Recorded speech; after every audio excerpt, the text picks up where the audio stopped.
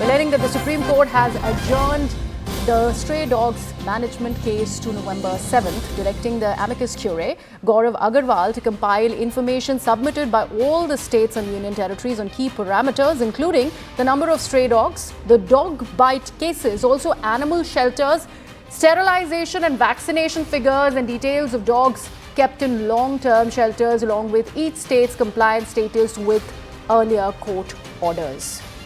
My colleague Ananya Bhatnagar is now with us on the broadcast. Ananya, that's quite an exhaustive report that needs to be filed, the data that needs to be collected, and that's why this has been shifted to November 7th, is it? Well, absolutely. All the states need to submit their affidavits as far as, the stray dogs matter is concerned. And they have to give details and, in fact, a chart of data on stray dogs, dog bite cases, shelters, a number of dogs that have been sterilized, and also who have been vaccinated, etc.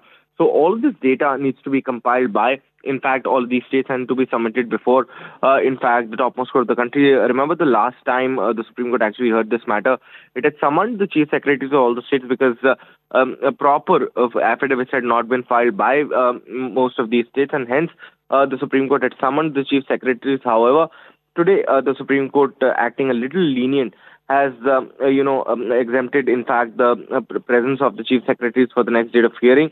But at the same point of time, the Supreme Court seems to be very, very stern as far as the dog menace is concerned, and they want actually a practical solution for it, and hence they have demanded, in fact, all these states to actually submit the data pertaining to, in fact, the dog bites cases, also the shelters, the number of dogs that have been sterilized, and also the dogs that have been vaccinated, in fact.